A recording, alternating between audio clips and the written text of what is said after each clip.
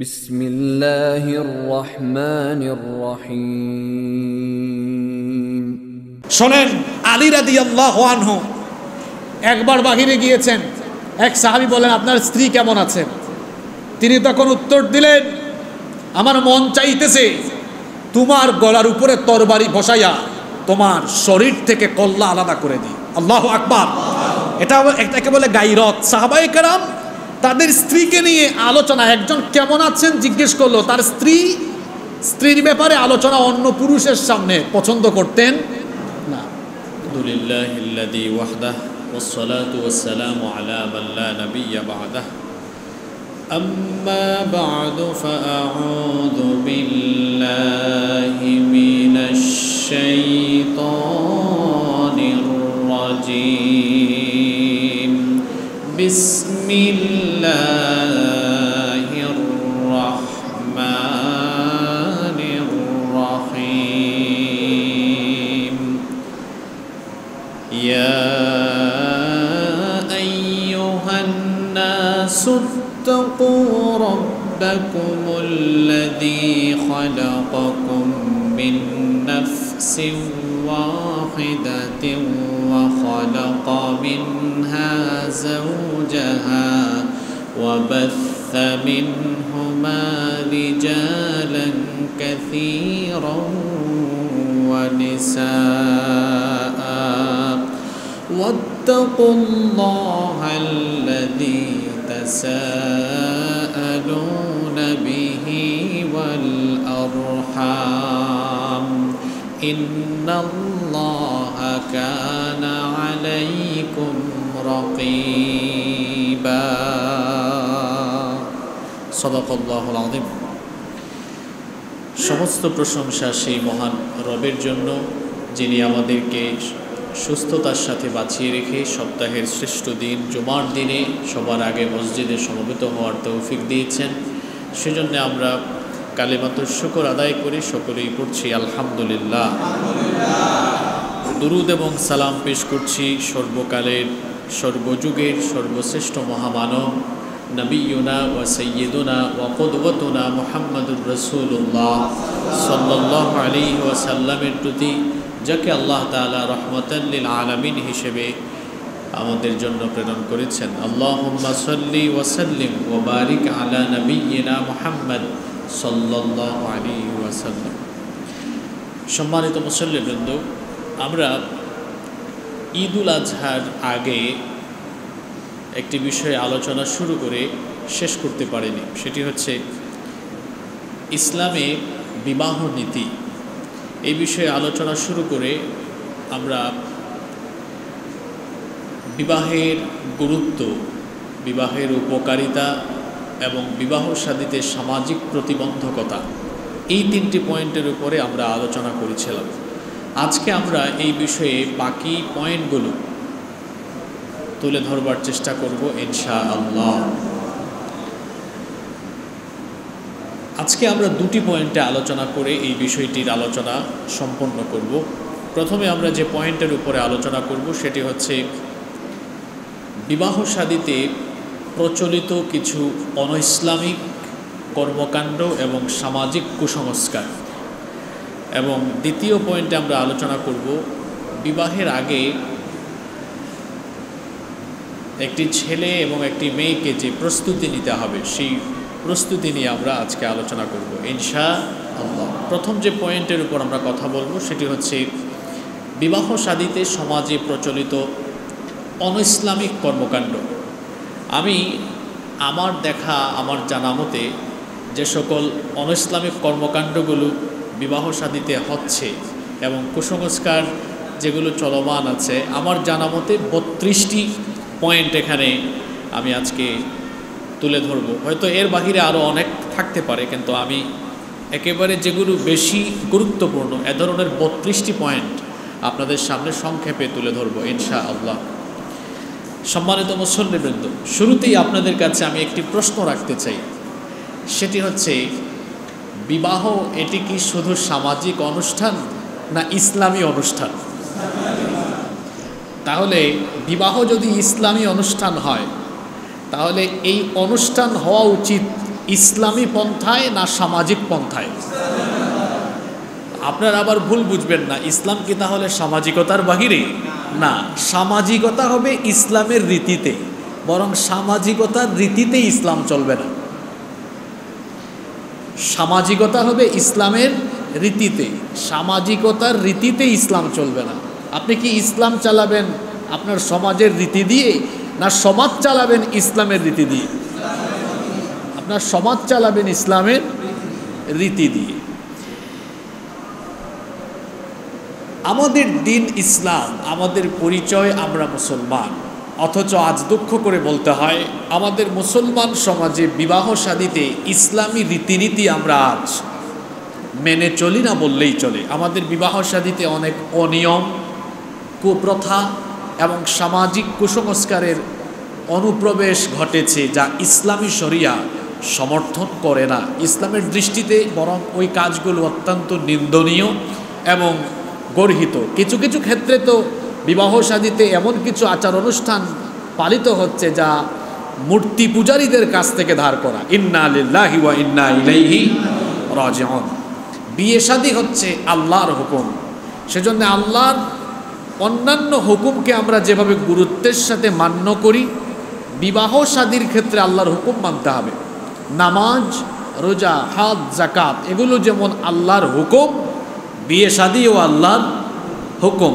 আমরা যেমন নামাজ, রোজা, হজ, যাকাত, কুরবানি ইত্যাদি ক্ষেত্রে আল্লাহর হুকুম মেনে চলি, তেমনি বিয়ে শাদীতেও আপনাকে আল্লাহর হুকুম পূর্ণাঙ্গভাবে মানতে হবে। কিছু মানবেন, কিছু মানবেন না, এমনটা তো মুসলমানের স্বভাব হতে পারে না। চলুন আমরা জেনে নেই যে আমাদের সমাজে প্রচলিত বিবাহ শাদীতে, আমাদের সমাজে প্রচলিত কিছু অনইসলামিক কর্মকাণ্ড এবং সামাজিক কুসংস্কার যেগুলো চলমান আছে, এগুলোর ব্যাপারে আমরা ধারণা নেই। আমি 32টি পয়েন্ট ধারাবাহিকভাবে তুলে ধরব ইনশাআল্লাহ। নাম্বার 1, নাম্বার, বিবাহের ক্ষেত্রে অনেক ছেলে মেয়েদেরকে দেখা যায় পালিয়ে বিবাহ করে। পালিয়ে বিবাহ করা এটা শরীয়ত সম্মত নয়। বিবাহ শাদী এটা গোপনে করার জিনিস, পালিয়ে করার জিনিস, নাকি প্রকাশ্যে করা উচিত? প্রকাশ্যে করা উচিত। সুতরাং পালিয়ে বিবাহ করা এটা কোনোভাবেই ইসলাম সমর্থন করে না। একটি মেয়ে তার অভিভাবকের অনুমতি ছাড়া বিবাহ করতে পারবে না। মুসনাদে আহমদ, ইবনু মাজাহ, তিরমিজি, আবু দাউদ বিখ্যাত হাদিসের 4টি গ্রন্থে এই হাদিস বর্ণিত হয়েছে। হাদিস বর্ণনাকারী সাহাবী হচ্ছেন উম্মুল মুমিনিন, আমাদের মা আয়েশা রাদিয়াল্লাহু আনহা। তিনি বলেছেন, আল্লাহর হাবিব বলেছেন, আইয়ুমা ইমরাআতিন নাকাহাত বিগাইরি ইযনি মাওয়ালিহা ফানিকাহুহা বাতিলুন ফানিকাহুহা বাতিলুন ফানিকাহুহা বাতিলুন। আল্লাহর নবী বলেছেন, যে নারী তার অভিভাবকের অনুমতি ছাড়া বিয়ে করবে, নবীজি 3 বার বললেন, তার বিবাহ বাতিল, তার বিবাহ বাতিল, তার বিবাহ বাতিল। একটি মেয়ে কোনোভাবেই তার অভিভাবকের অনুমতি ছাড়া বিবাহ করতে পারবে না। সুতরাং পালিয়ে যারা বিয়ে করে, এদের বিয়েটাই শরীয়ত সম্মত নয়। অনেকে পালিয়ে বিবাহ করে আবার আলেমদের কাছে প্রশ্ন করে, হুজুর পালিয়ে বিবাহ করা কি জায়েজ আছে? করে কি করে না? করে। আবার অনেকে এমনও বলে, হুজুর নিয়ত করছি, মেনে নেয় না তো, পালিয়ে বিবাহ করব। তা আমি বললাম, তোমার বোনকে যদি আরেক ছেলে এভাবে পালায়া নেওয়া যায়, তোমার কেমন লাগবে? মজা লাগবে? বলে না হুজুর, খারাপ লাগবে। তো বললাম, আপনার যেমন খারাপ লাগবে, তেমনি আপনি যার বোনকে বা যার মেয়েকে পালিয়ে নিয়ে যাবেন বলে ভাবছেন, তারও খারাপ লাগবে। বিবাহ শাদী এটি একটি ইসলামী আচার অনুষ্ঠান। এটাকে প্রকাশ্যে ঘোষণা দিয়ে করতে আদেশ দিয়েছেন মুহাম্মদ সাল্লাল্লাহু আলাইহি ওয়াসাল্লাম। নবীজি বলেছেন, তোমরা প্রকাশ্যে বিবাহের ঘোষণা দিয়ে প্রকাশ্যে অনুষ্ঠান করো। আল্লাহ তাআলা কোরআনে কারীমে বলেছেন, ওয়া আনকিহুল আয়ামা, তোমাদের মধ্যে যারা, সূরা নূরে আল্লাহ বলেছেন, অবিবাহিত নরনারীকে তোমরা বিবাহের ব্যবস্থা করে দাও। এটাকে পালিয়ে করতে বলা হয় নাই, গোপনে করতে বলা হয় নাই। সুতরাং ইয়াং জেনারেশনের সকলকে আমরা দৃষ্টি আকর্ষণ করব, এ ধরনের চিন্তা চেতনা যদি কারো থাকে তাহলে মাথা থেকে রিমুভ করে ফেলতে হবে। পালিয়ে বিবাহ করা এটা ইসলাম সম্মত, শরীয়ত সম্মত নয়। নাম্বার 2 নাম্বার, আমাদের সমাজে বিবাহ শাদীতে দিনদারিতার চাইতে রূপ সৌন্দর্য, টাকা পয়সা, বংশমর্যাদা ইত্যাদিকে প্রাধান্য দেওয়া হয়, যা সম্পূর্ণ ইসলামী রীতিনীতির বিরোধী। নবীজি বলেছেন ফাযফার বিদাতিদ্দীনি তারিবাত ইয়াদাক, বিবাহের ক্ষেত্রে সবার উপরে দিনদারিতাকে প্রাধান্য দাও, নইলে তুমি কল্যাণ থেকে বঞ্চিত হয়ে যাবে। আমাদের সমাজে অনেক ক্ষেত্রে আমরা দেখি বহু ছেলেমেয়ের মা বাবা তাদের ছেলেমেয়েদেরকে বিবাহ দেওয়ার ক্ষেত্রে দিনদারিতার চাইতে তারা অন্যান্য বিষয়গুলো বেশি প্রায়োরিটি দিয়ে থাকেন। আগে জিজ্ঞেস করে না, বাবা তুমি কি 5 ওয়াক্ত নামাজ পড়ো, হালাল উপার্জন করো? কিসের হালাল? উল্টা বলবে কয়টা ফ্ল্যাট আছে, কয়টা গাড়ি বাড়ি আছে, সরকারি চাকরি করো, সরকারি চাকরি করো কিনা। আর আমাদের দেশের মানুষ মনে করে সরকারি চাকরি পাওয়া মানেই হচ্ছে বিরাট বড় লোক হয়ে যাওয়া। কেন মনে করে? কারণ আশেপাশে সরকারি চাকরি করে এরকম টাকা বানায় ফেলছে, বহু মানুষকে দেখে তো এখন কোন পন্থায় বানিয়েছে ওইটা দেখে না। সরকারি চাকরি করে কেউ বড় লোক হওয়ার কোনো সুযোগ কি? আপনারা এত আসতে বললেন কেন? সুযোগ আছে এখানে? সরকারি চাকরিজীবী যারা আছেন আমি আপনাদের প্রতি সম্মান রেখে বলছি, চাকরি করে বড় লোক হওয়ার, পয়সাওয়ালা হওয়ার কোনো সম্ভাবনা ব্যবসা করে হওয়া যায়। চাকরি করে মানুষ ধনীও হয় না, গরিবও মোটামুটি চলে। বাংলাদেশে সরকারি চাকরিতে আপনি কত লক্ষ টাকা বেতন পাবেন বলেন?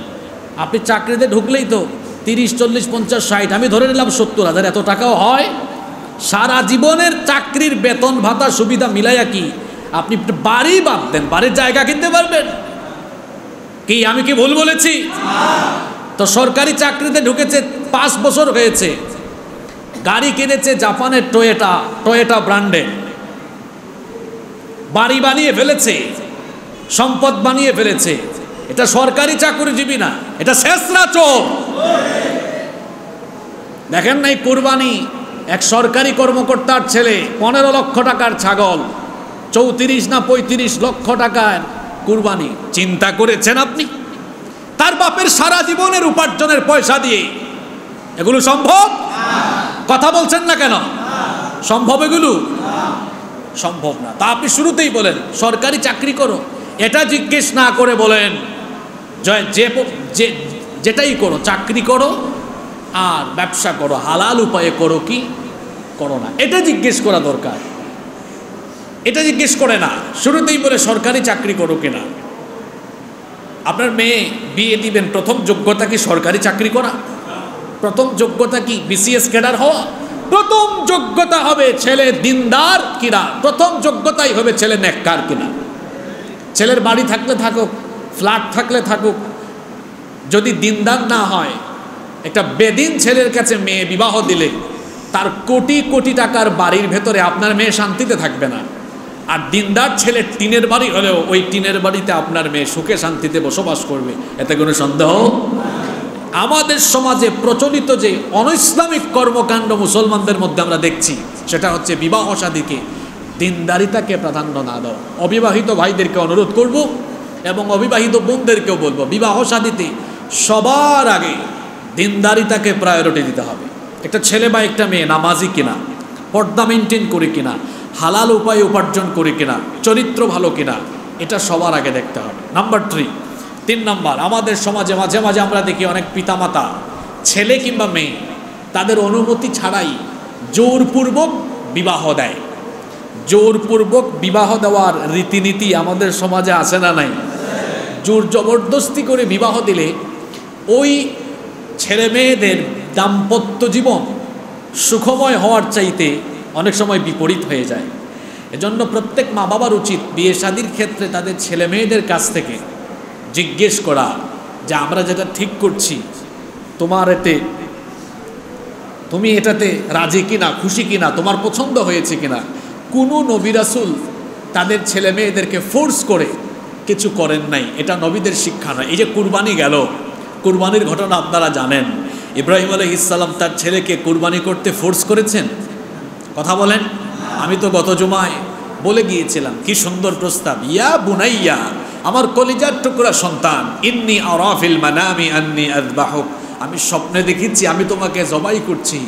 এরপরে বলেন নাই সুতরাং আজ তোমাকে ধইরা জবাই করে ফেলবো, বলেছেন ফানজুর মাযা তারা, এখন তুমি বলো তোমার অভিমত কি, তোমার রায় কি, তোমার ডিসিশন কি। সুবহানাল্লাহ। দেখেন আল্লাহর বিধান কুরবানি পালন করবেন, ফোর্স করলেন না, বলেন বাবা তোমার অভিমত কি। বাবা যেমন ছেলেও কি সুন্দর জবাব, ইয়া আবাতি ফাল মা তুমারু সাতাজিদুনি ইনশাআল্লাহু মিনাস সাবিরিন, আপনি যে ব্যাপারে আদিষ্ট হয়েছেন তা পালন করুন, অবশ্যই আমাকে সবরকারীদের অন্তর্ভুক্ত পাবেন। সুবহানাল্লাহ।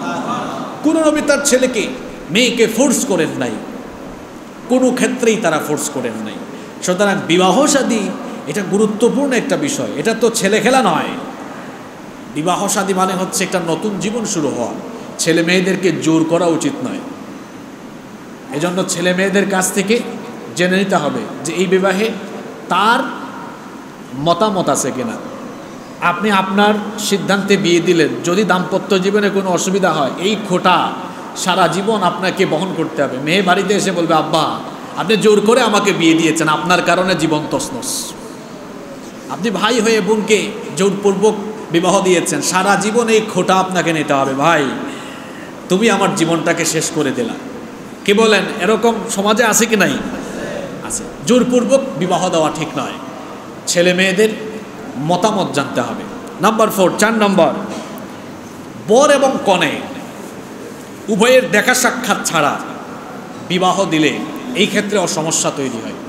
এগুলো এখন অনেকটা কমে গিয়েছে, এটা আগের যুগে অনেক ছিল, কিন্তু এখনও এটা অনেক জায়গায় চালু আছে।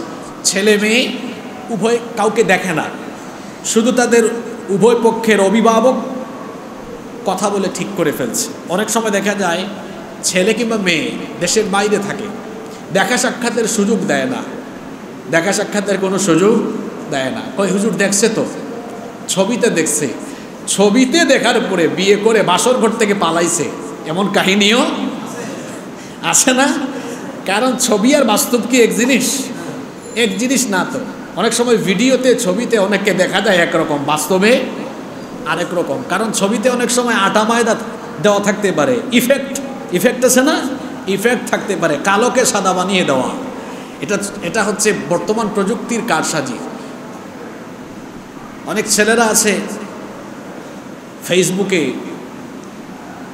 মেয়েদের আইডি দেখে, প্রোফাইলে সুন্দর ছবি দেখেছে, পাগল হয়ে যায়, ফ্রেন্ড রিকোয়েস্ট পাঠায়, মেসেঞ্জারে টেক্সট করা আরম্ভ করে। যখন ছবিতে দেখছে পাগল হয়ে গিয়েছে, কোনো সময় যদি বাস্তবে দেখে তখন সে উল্টা আরো দৌড় মারে। এরকম হয় কি হয় না? সুতরাং শুধু ছবি দেখে, ভিডিও দেখেই এরকম সিদ্ধান্ত নেওয়া উচিত নয়, বরং সুন্নাহ হলো বিয়ের আগে বর কনে উভয়কে দেখে নেবে, উভয়কে দেখবে, প্রয়োজনে কথা বলবে, এরপরে বিবাহের সিদ্ধান্ত হবে। এটাই হচ্ছে সুন্নাহসম্মত পদ্ধতি। বর কনে উভয়কে না দেখে বিবাহের সিদ্ধান্ত নেওয়া, এটি অনেক ক্ষেত্রে দাম্পত্য জীবনকে জটিল এবং দুর্বিষহ করে ফেলতে পারে। নাম্বার 5 নাম্বার, পাত্রী দেখার ক্ষেত্রে আমাদের দেশে মারাত্মক কিছু অনৈসলামিক কর্মকাণ্ড আমরা অবলোকন করি। বিবাহের আগে একটি ছেলে একটি মেয়েকে দেখে নেবে।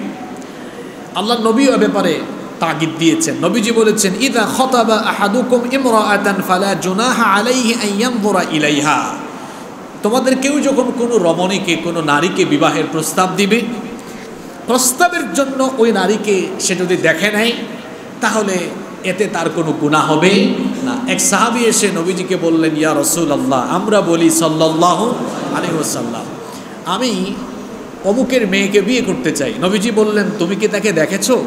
সাহাবী বললেন না। নবীজি বললেন, যাও তাকে গিয়ে দেখে নাও, এতে বিবাহের সিদ্ধান্ত নিতে তোমার জন্য সহজ হবে। সুবহানাল্লাহ। তাহলে বিবাহের আগে পাত্রী দেখে নেওয়া এটা সুন্নাহ, দেখবেন। কিন্তু এই দেখতে গিয়ে আমাদের দেশে যেটা হয়, এবং এই পাত্রী দেখার যে নিয়ম আমাদের দেশে চালু আছে, এটা অত্যন্ত দুঃখজনক। দেখা যাচ্ছে পাত্রী দেখার ক্ষেত্রে ইসলামী শরিয়ার নিয়ম নীতি লঙ্ঘন হচ্ছে। যিনি বিয়ে করবেন তিনি যাচ্ছেন তার সাথে তার বাবা, তার দুলাভাই, তার ভাই, বড় ভাই, ছোট ভাই, তার 14 গোষ্ঠীর অনেককে নিয়ে যায়। এখন যে মেয়েকে আপনি বিয়ে করবেন সেই মেয়েকে আপনি দেখতে পারেন, এতে কোনো অসুবিধা নাই। বা আপনার ঘরের মা থাকতে পারে, বোন থাকতে পারে, শিশু বাচ্চা এরা আছে আপনার সাথে, এতেও কোনো অসুবিধা নাই। আপনার মা দেখলেন, আপনার বোন দেখলেন, আপনার ভাবি দেখলেন, কোনো অসুবিধা নাই। কিন্তু আপনার সাথে আপনার দুলা ভাই, আপনার বাবা, আপনার চাচাতো ভাই, আপনার কাজিন, ছোট ভাই, বড় ভাই, এলাকার ভাই, কত ভাই নিয়ে যায়। কি বলেন, চট্টগ্রামে তো এগুলো নেই?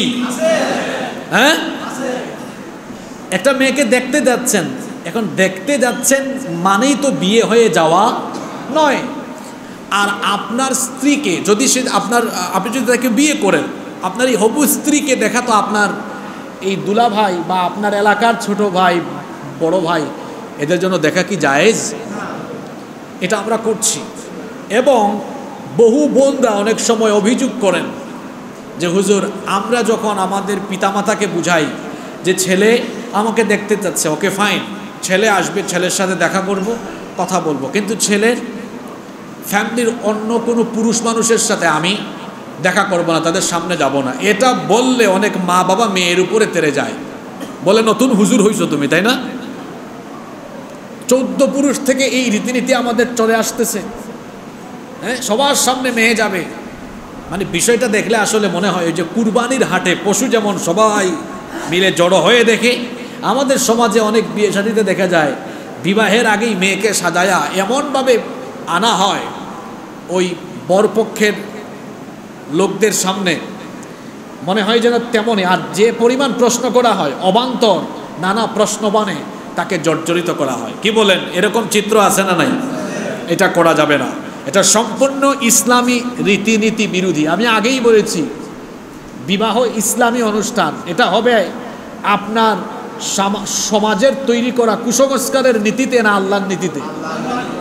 আর সমাজ চলবে ইসলামের রীতিতে, বরং সমাজের রীতি দিয়ে ইসলাম চলতে পারে, এটা মনে রাখতে হবে। তাহলে বিবাহে শাদীতে পাত্রী দেখার ক্ষেত্রে এ ধরনের শরিয়া বিরোধী কাজ করা যাবে না। নাম্বার 6 নম্বর, এবার যখন পাত্রী দেখা হলো, পাত্রী দেখার পরে উভয় পক্ষ বৈঠক আরম্ভ করলেন মোহরানার ব্যাপারে। মোহরানার ব্যাপারে দেখা যায় অনেক সময় প্রেশার ক্রিয়েট করা হয়, চাপ দেওয়া হয়।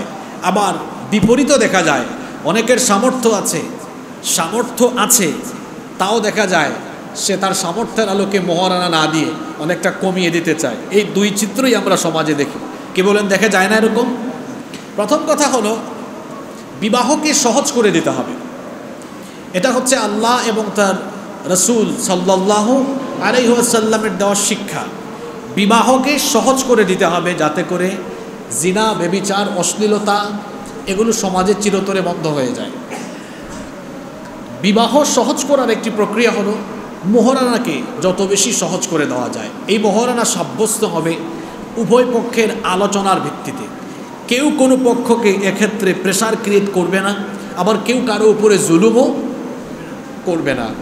আর আমাদের মনে রাখা দরকার, একটা ছেলে যখন বিয়ে করে তার বয়স 22, 23, 24, 25, 26, 28, 30 বছর, এই বয়সে আসলে একটা ছেলের কাছে অত বেশি টাকা পয়সা থাকে না। আর যাদের কাছে থাকে ম্যাক্সিমাম ক্ষেত্রে দেখবেন ওটা তার নিজের না, ওটা তার বাপ দাদার। তো বাপ দাদার পয়সায় যারা বুক ফুলিয়ে চলে, এটা আমি বরাবর সবসময় বলি, এরা গাধা। আর যারা নিজের পরিচয়ে চলে, নিজেরা উপার্জন করে, মা বাপকে ডিস্টার্ব করে না, নিজেরা উপার্জন করে, নিজেরা ওই অল্প উপার্জনে চলছে, পরিশ্রমী, এই ছেলেগুলো হলো শাহজাদা। মেয়ে বিয়ে দেওয়ার ক্ষেত্রে গাধা মার্কা ছেলের কাছে বিয়ে না দিয়ে শাহজাদা মার্কা ছেলের কাছে বিয়ে দিবেন। তো একটা ছেলে 25, 26, 27 বছরে কোটি কোটি টাকা, লক্ষ লক্ষ টাকার মালিক হয়ে যায় না যে সে আপনার মেয়েকে 10 লক্ষ, 20 লক্ষ, 30 লক্ষ টাকা মোহরানা দিতে পারবে। এ ধরনের সামর্থ্য তার থাকার কথা নয়। আচ্ছা বলেন তো, যে কথাটা বললাম, বিবাহিত ভাইয়েরা বলেন, যারা বিয়ে করে ফেলেছেন, আপনাদের বিয়ের সময় কি আপনারা কোটিপতি ছিলেন? মানুষ আসলে টাকাওয়ালা পয়সাওয়ালা হওয়ার জন্য তার একটা এইজ আছে, বয়স আছে। ওইটা হইতে হইতে বাংলাদেশে আমরা যেটা দেখি 32, 35, 36, কোনো কোনো ক্ষেত্রে 40 বছর হয়ে যায়। কারণ পড়াশোনা শেষ করতে করতে 22, 23, 24 বছর শেষ হয়। এরপরে তো সে কর্মজীবনে প্রবেশ করে, চাকুরি করুক আর ব্যবসা করুক। এটা তো 20 বছর পরে শুরু করছে, তাই না? 20 বছর পরে শুরু করছে। যারা তার বাপদাদা থেকে প্রতিষ্ঠিত কোনো ব্যবসা পেয়ে যায়, এদের জন্য কম সময়ে আরও বেশি পয়সাওয়ালা হওয়ার সুযোগ তার আছে, কারণ সে পেয়ে গেছে। আর যারা পায় না, নিজেরা জিরো থেকে স্টার্ট করে, ওরা তো সংগ্রাম করে এক যুগ চলে যায় তার নিজেকে একটা লেভেলে নিয়ে যেতে। এরকম হয় কি হয় না? তো আপনি এই ছেলের কাছে দাবি করে বসলেন 20 লক্ষ টাকা দিবে, সে কি সিঙ্গাপুর থেকে ভিক্ষা করে এনে দিবে নাকি? বিবাহ শাদীতে মোহরানাকে সহজ করে দিতে হবে। নবী করিম সাল্লাল্লাহু বলেন সাল্লাল্লাহু আলাইহি ওয়াসাল্লাম যতগুলো বিয়ে দিয়েছেন সকল বিয়েতে তিনি মোহরানা সহজ করে দিয়েছেন। ওই যে প্রথম জুমাতে বলেছিলাম না, একজন সাহাবীর বিয়ে নবীজি একটা লোহার আংটির বিনিময়ে মোহরানা দিয়ে তিনি বিবাহের ব্যবস্থা করে দিয়েছেন। সুবহানাল্লাহ। আরেক সাহাবীর কিচ্ছু নাই, বললেন তুমি যে মেয়েকে বিয়ে করছে কুরআন পড়ে না, তাকে কুরআন শিখাও, এটাই বিবাহের মোহরানা। সুবহানাল্লাহ। তাহলে মোহরানা কি করে দিয়েছেন? সহজ করে দিয়েছেন। মোহরানা কঠিন করে ফেলা কিংবা প্রেশার ক্রিয়েট বা জুলুম করা, এটা হচ্ছে বিয়ে শাদীতে আরেকটি অনৈসলামিক কর্মকাণ্ড এবং কুসংস্কার। নাম্বার 7, 7 নম্বর, বিয়ে শাদীতে গায়ে হলুদের আয়োজন। এটা হচ্ছে আরেকটি অনৈসলামিক কর্মকাণ্ড এবং এটি হচ্ছে আরেকটি বিজাতীয় সংস্কৃতি। বিজাতীয় সংস্কৃতি দেখা যায় বিয়ের আগের দিন গায়ে হলুদের অনুষ্ঠানের নামে অশ্লীলতা, বেহায়াপনা, নাচ গান, বাদ্যযন্ত্রের সয়লাভ, নারী পুরুষের অবাধ মেলামেশা এবং গায়ে হলুদকে কেন্দ্র করে যে অনুষ্ঠানগুলো হয়, এ অনুষ্ঠানগুলো দেখলে মনেই হয় না যে এরা মুসলমানের ঘরের সন্তান। ঠিক আছে কথা? এরকম হয় কি হয় না? যাদের বাড়িতে গায়ে হলুদ আছে তাদেরকে বলছি, আমার কিছু কিছু কথা কিন্তু তীরের মতো, খুব শক্ত করে আমি এগুলো বলি। এর কিছু কারণ আছে। কারণ আমাদের সমাজে কিছু বেহায়া মানুষ আছে, এদেরকে বুঝাতে বুঝাতে বুঝাতেও তারা বুঝতে চায় না। এদের জন্য এ ধরনের কথাগুলোই দরকার। বিয়ে শাদীর ক্ষেত্রে যারা গায়ে হলুদের অনুষ্ঠান করে, এদের ঘরে যে ছেলে মেয়েগুলো জন্ম হবে সবগুলো ঝাঁকানাকা ডিজে মার্কা, সন্ত্রাসী, মাদকাসক্ত, লুচ্চা, বদমাশ হবে, এতে কোনো সন্দেহ নাই।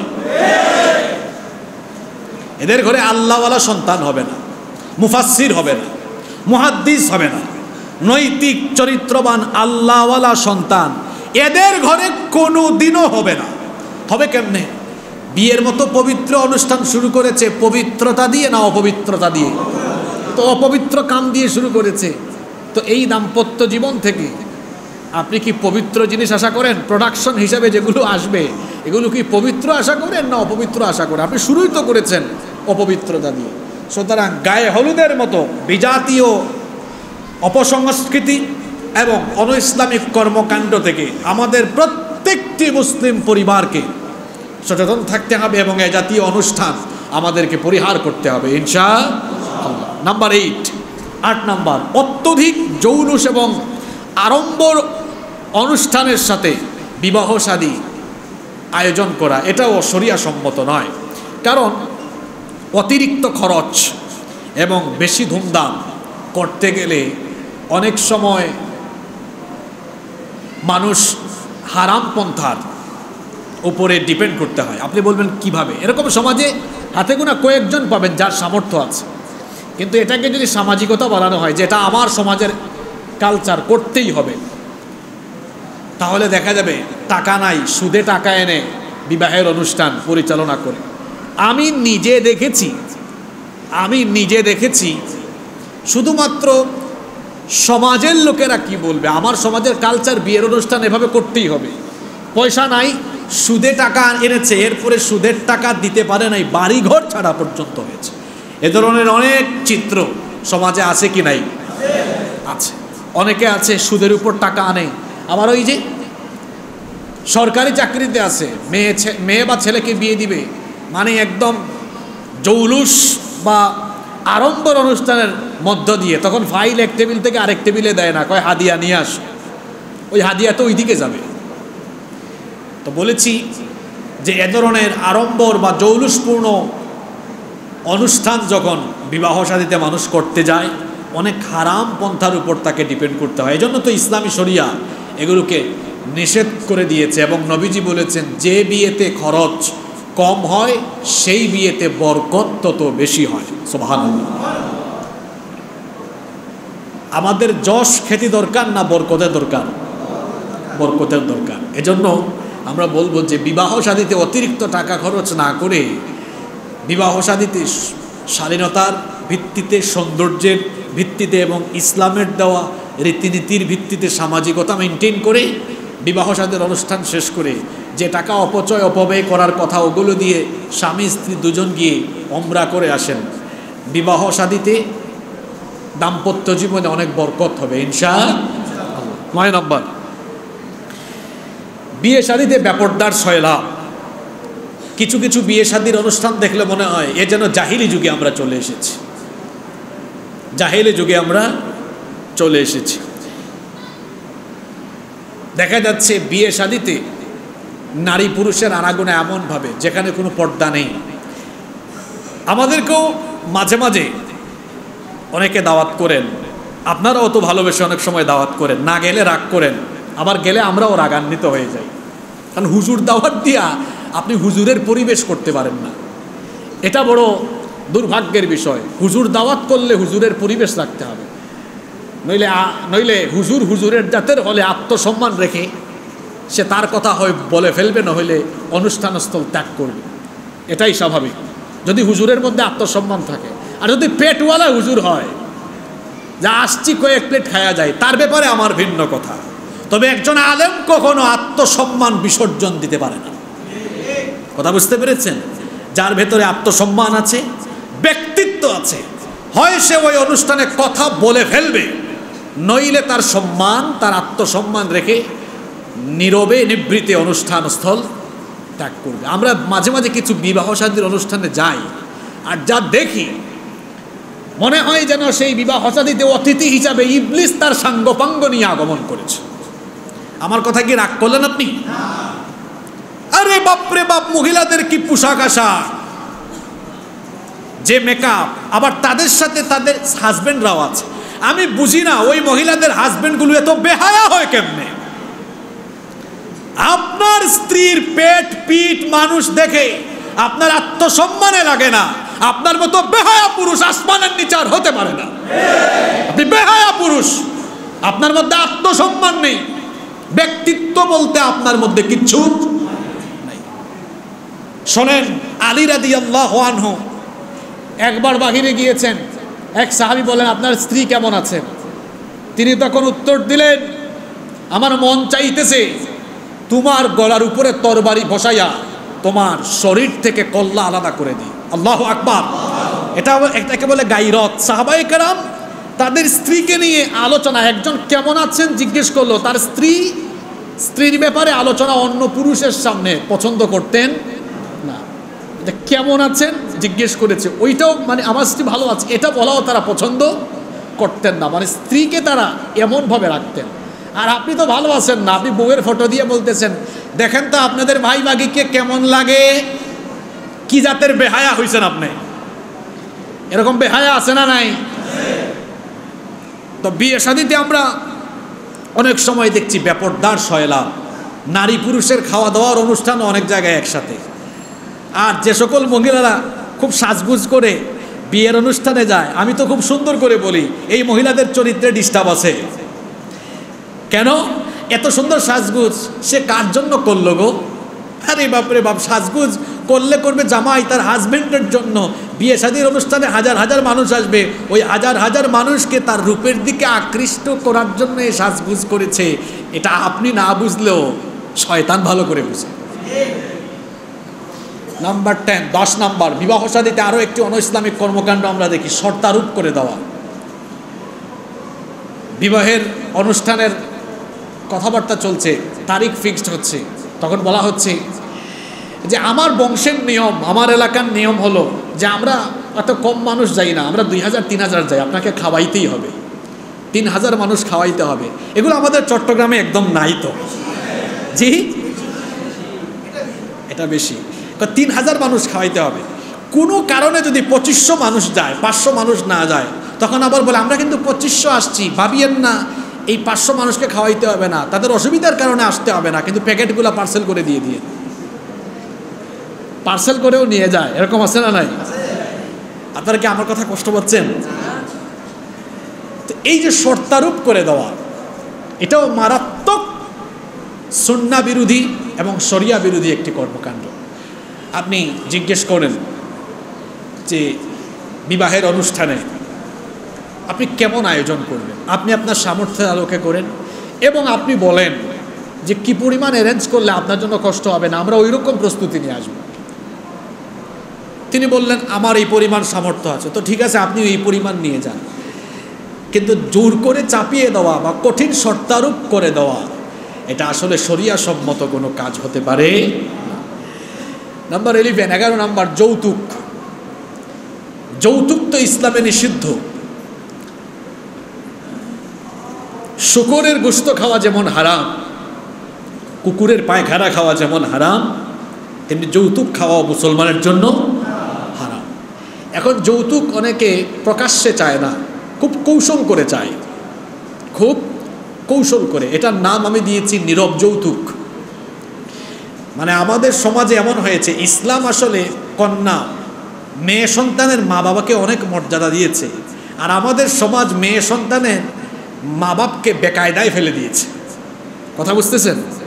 মেয়ে সন্তানের বাবা মাকে ইসলাম সম্মান দিয়েছে, মর্যাদাও দিয়েছে, আর আমাদের সমাজ মেয়ের মা বাবাকে বেকায়দায় ফেলে দিয়েছে। মানে মেয়ে জন্ম দিয়ে এই বাবা মা ঠেকছে, যখন বিয়ে দিতে যাবে তখন হয় যৌতুক প্রকাশ্যে চাওয়া হচ্ছে, অথবা বলা হচ্ছে নীরবে নীরবে কৌশল করে। মেয়ের বাবা কিছু বলছেন না, তখন ছেলের বাবা বলছেন আপনার মেয়েকে আমরা নিয়ে যাব, আর আপনাকে আমরা দেওয়ার জন্য ফোর্স করব না, আপনারই তো মেয়ে, আপনি যা দেন খুশি হইয়া আর কি, এটা আমাদের কোনো অসুবিধা নাই। এখন খুশি হইয়া কিছু না দেই যদি, তাহলেও বিপদ আছে। ওই বাড়িতে যাওয়ার পরে শাশুড়ির খোটা, ওই বাড়ির মানুষের খোটা, হ্যাঁ ফকিন্নি আসছে, তার বাপ তাকে কিছুই দিল না, আবার কৌশল করে চায়াও ফেলে অনেকে। এখন মেয়ে বিয়ে দেওয়ার পরে অনেক এলাকায় মানুষ সামাজিকতা বানিয়েছে, এটা নাকি সামাজিক রীতি, সামাজিক নিয়ম।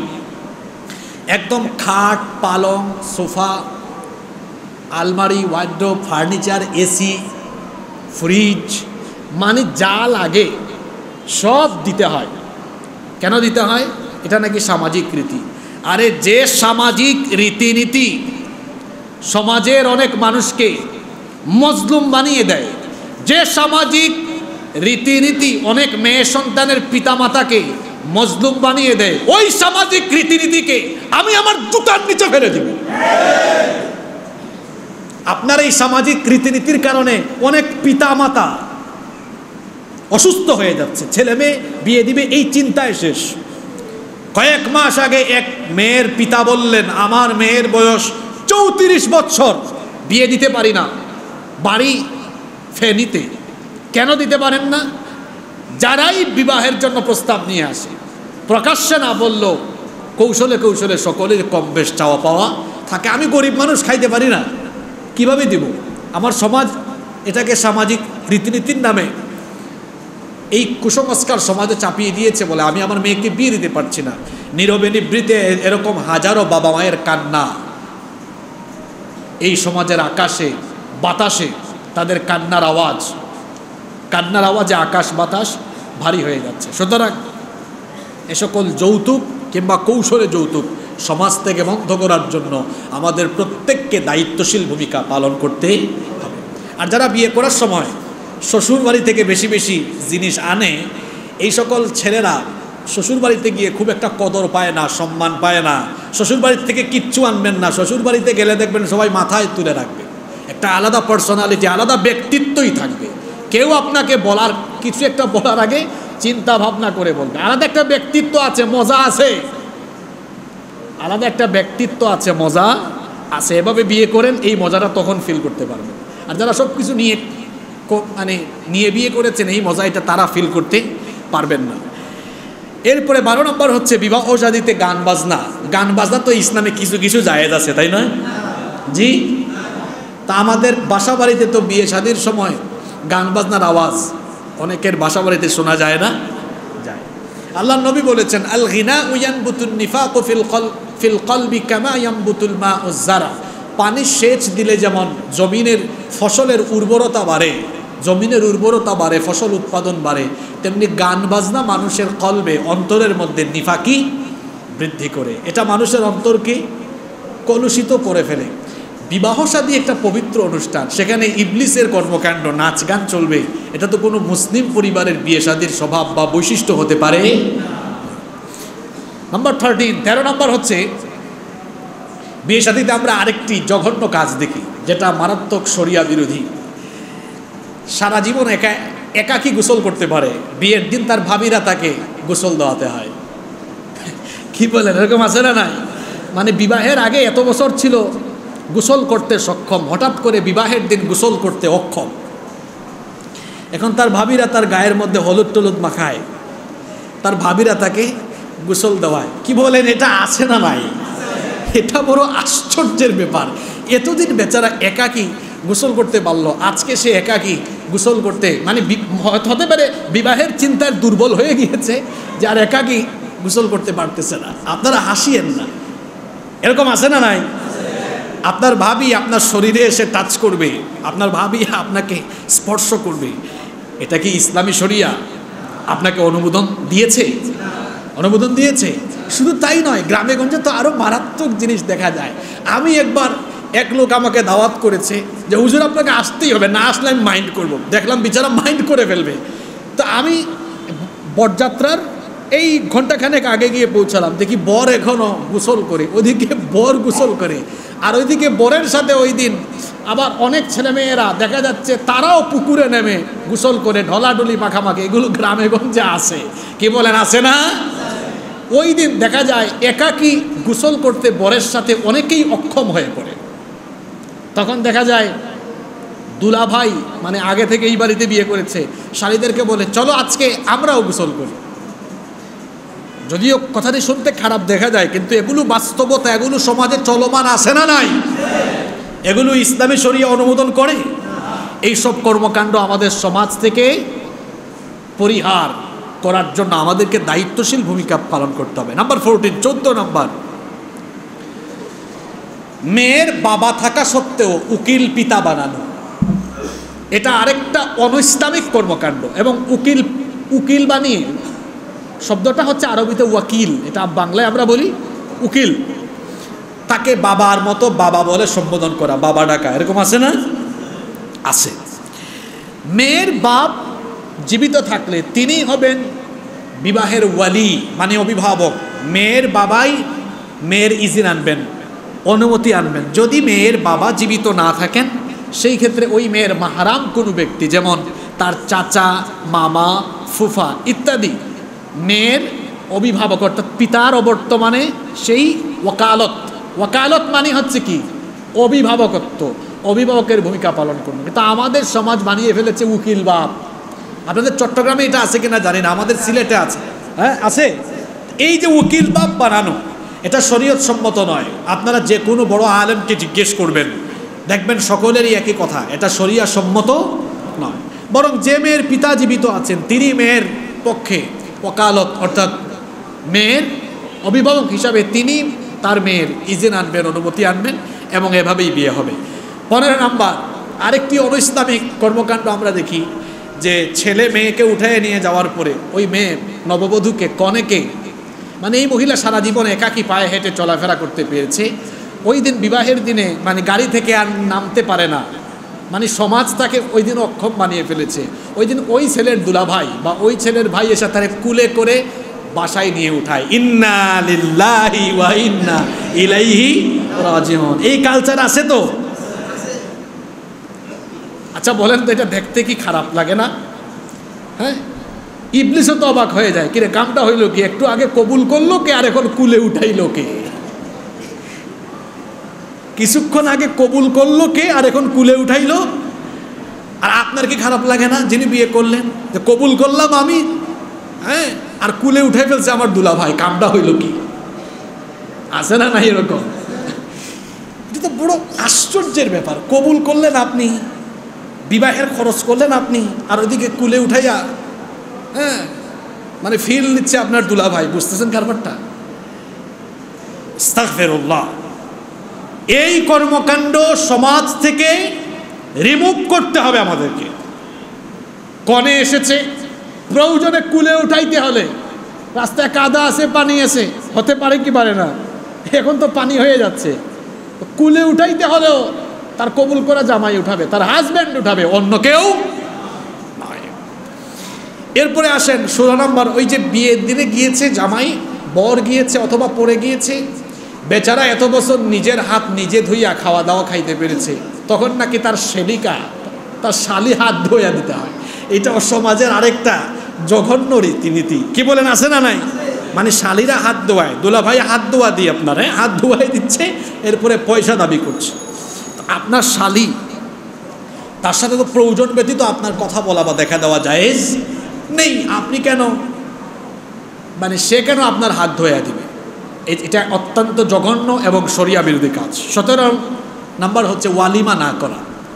অনেকে আছে মেয়ের বাড়িতে অনুষ্ঠান জোর করেই করায়, আমরা 3000 আসবো, তারপর সে ওয়ালিমা করে না। অথচ মেয়ের বাড়ির অনুষ্ঠানের চাইতে ওয়ালিমার গুরুত্ব অনেক বেশি।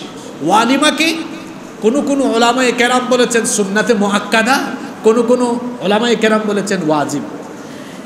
তো ওয়ালিমা এটার গুরুত্ব এত বেশি যে নবীজি একবার আব্দুর রহমান বিন আউফ রাদিয়াল্লাহু আনহুকে তার বিয়ের পরে বললেন যে শোনো, কমপক্ষে একটা ছাগল দিয়ে হলেও তুমি তোমার ওয়ালিমা সম্পন্ন করো। আর ওয়ালিমার ক্ষেত্রে কোনো ধরনের বৈষম্য করা যাবে না, ওয়ালিমা হোক আর বিয়ে শাদী হোক। আমাদের সমাজে দেখা যায় অনেক সময় বিয়ে শাদীতে আমরা ধনীদেরকে দাওয়াত করি। আমার সমাজে আমার আত্মীয় কিন্তু গরিব বলে তাকে দাওয়াত করি না, অথবা দাওয়াত করলেও খাবারের যে আইটেম থাকে মেনু, সেখানেও কিছু পার্থক্য দেখা যায়। দেখা যায় যে ওই বামের সারিতে আমার ধনী ধনী গেস্টরা আসছেন, ওখানে 10 আইটেম, আর এখানে আমার সমাজের গরিব আত্মীয় 5 আইটেম। বৈষম্য আছে না নাই? এটা করা যাবে না।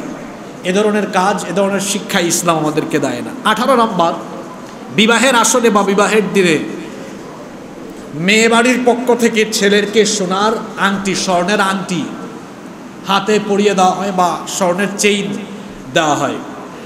তো পুরুষের জন্য স্বর্ণ ব্যবহার করা হালাল না হারাম? এটা করা যাবে না। অনেকে বলে এটা আমার সমাজের কালচার, এটা আমার সমাজের নীতি, আমাদের এলাকার রীতি, এটা আমরা গোল্ড দেই। তো আপনি যে টাকা দিয়ে গোল্ড দিবেন, ওই টাকা দিয়ে সমমূল্যের গিফট পৃথিবীতে নাই। তো কি বলেন, নাই? আছে, অন্য কিছু দেন। আপনি আপনার জামাইকে গোল্ড না দিয়ে, স্বর্ণ না দিয়ে অন্য কিছু দেন। কারণ অনেকে কৌশল করে দেয়, হুজুর গোল্ডটা আসলে জামাইকে দিয়েছি, এটা কৌশল করে দিয়েছে, কারণ জানি জামাই হারাম, এটা ব্যবহার করতে পারবে না, ঘুরে ফিরে এটা আমার মেয়ে পাবে। তাহলে এটা কি আর গিফট দেওয়া হইল? আমি অনেককে জিজ্ঞেস করেছি যে আচ্ছা আপনি আপনার মেয়ের জামাইকে গোল্ড দিলেন কেন? কয় হুজুর কায়দা করে দিচ্ছে। কায়দা করে দিয়েছে। বললাম কেমন কায়দা করলেন? কয় জামাই তো এটা ব্যবহার করবে না, ঘুরে ফিরে এটা আমার মেয়ের হয়ে যাবে।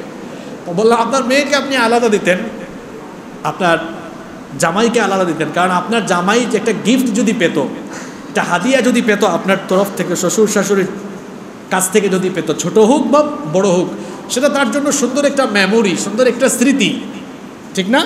এবং এটাকে সে গুরুত্ব সহকারে রাখতো। আপনি দিলেন এমন জিনিস, সেটা সে ব্যবহার করতেও পারবে না, আপনাদের কথা তার মনেও থাকবে। এরপরে আসেন 19 নম্বর, এটা তো আরও জঘন্য কাজ। আমাদের সমাজে অনেক ছেলেরা আছে বিয়ে শাদির পরে মোহরানা আদায় করে না, বউয়ের কাছে বাসর ঘরে গিয়ে মাফ চায়, মাফ করে দাও, মাফ করে দাও। আর ওই দিন মেয়েরাও খুব ইমোশনে থাকে, বেশি দেরি করে না, কয় যা মাফ করে দিলাম। পরে যদি কোনো কারণে ডিস্টার্ব হয় দাম্পত্য জীবনে, তালাক হয়ে গেল, তখন ওই মেয়ে দেখা যায় বলে এই আমার মোহরানা দাও। ছেলে যদি বলে মনে নাই, তুমি না ওই দিন ওই যে ওই রাতে মাফ করে দিয়েছিল, কই দিছি, এটা আবেগে দিছি, বিবেক ছিল না, এখন আমার বিবেক আছে।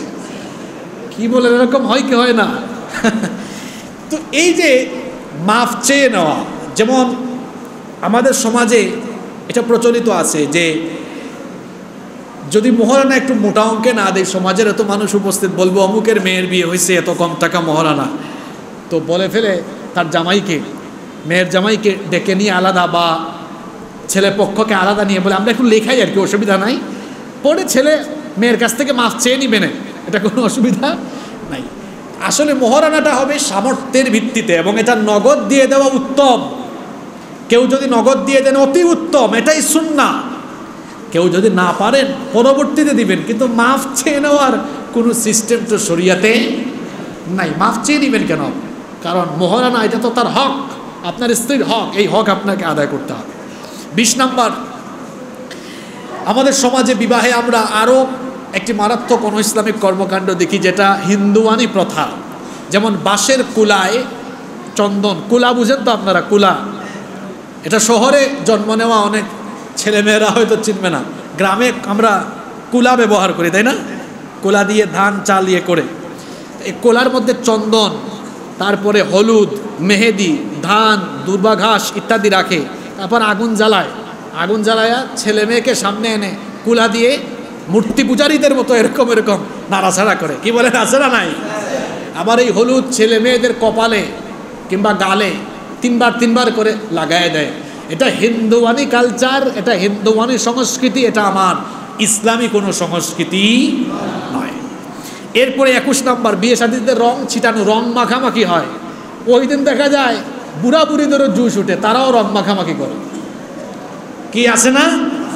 আছে। তো এই যে রং মাখামাখি করা, নারী পুরুষ একত্রে মিশে যাওয়া, এটা অনৈসলামিক কর্মকাণ্ড। এরপরে 22 নম্বর, ফটোগ্রাফি। এটা তো না হলে এখন চলেই না, তাই না? ফটোগ্রাফি চলছে।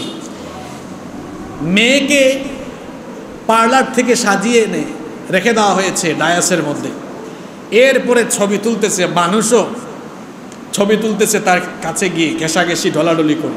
তবে আমার একটু আশ্চর্য লাগে ওই দুর্ভাগা ছেলের জন্য, যে ছেলে বিয়ে করছে তার বউ ডায়াসে বসা আর তার ফটো সবাই তুলছে, তার একটু খারাপও লাগে না? কি বলেন? এ ধরনের বেহায়া মানুষ নাই তো আমাদের সমাজে? আছে না নাই?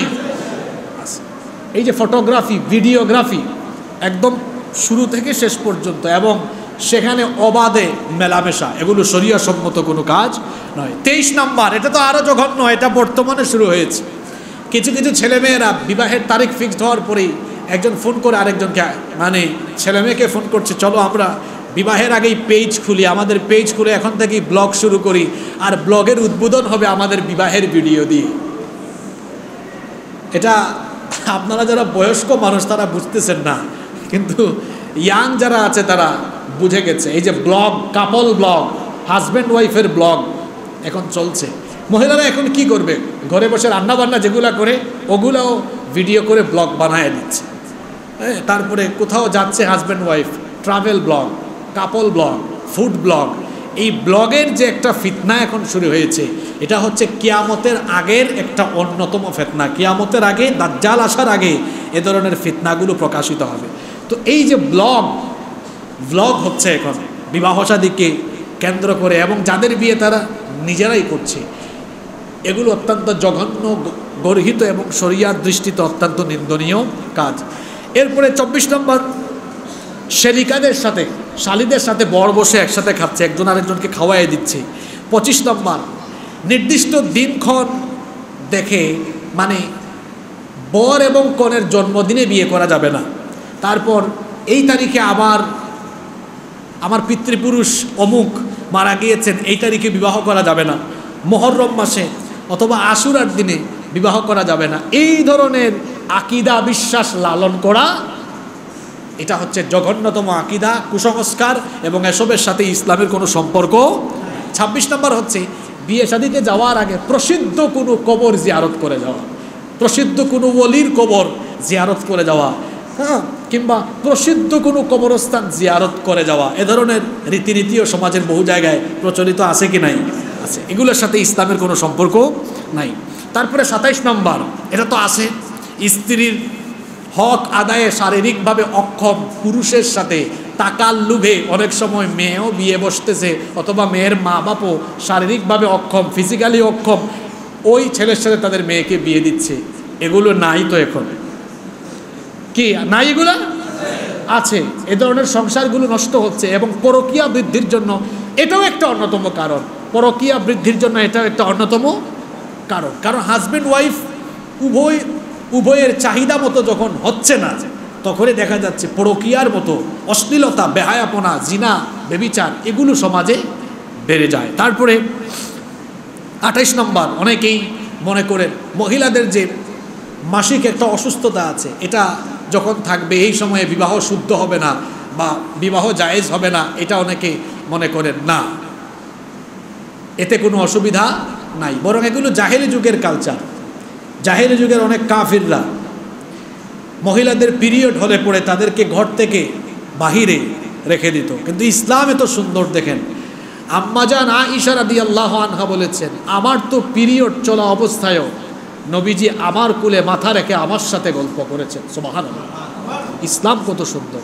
অথচ আমার সমাজে অনেকেই এই ধরনের আকীদা বিশ্বাস লালন করেন, যেটা ঠিক নয়। 29 নম্বর হচ্ছে বিধবাদেরকে বিয়ে করতে অপছন্দ করা। এটা তো সুন্নাহ বিরোধী কাজ। নবী করিম সাল্লাল্লাহু আলাইহি ওয়াসাল্লাম প্রথমেই বিয়ে করেছেন একজন কুমারী নারীকে নাকি বিধবা একজন নারীকে?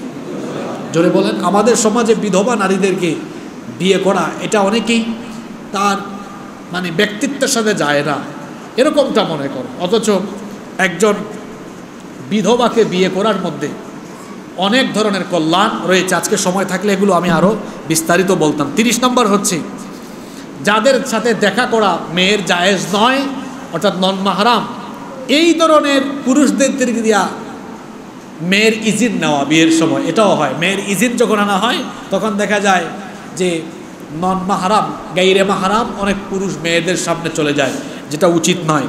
31 নম্বর, বিয়ের আসরে একই স্টেজে বর কনেকে বসিয়ে সব শ্রেণীর মানুষ কর্তৃক তাদেরকে দেখা, তাদের সাথে বসা, সেলফি তোলা, ভিডিও ধারণ করা, এটা মারাত্মক শরিয়া বিরোধী একটি কাজ। 32 নম্বর হচ্ছে ওয়ালিমা অনুষ্ঠান বা বিবাহ অনুষ্ঠানে শুধু উঁচু শ্রেণীর মানুষকে দাওয়াত করে গরিবদেরকে দাওয়াত না করা, এটাও এক ধরনের সামাজিক বৈষম্য এবং কোনো বৈষম্যকে ইসলাম কখনো সমর্থন করে না। এই যে বিবাহ কেন্দ্রিক 32টি অন ইসলামিক কর্মকাণ্ড আপনাদের সামনে আমি তুলে ধরলাম, এগুলো সমাজে চালু আছে কি না? এগুলোর সাথে ইসলামের কোনো সম্পর্ক আছে?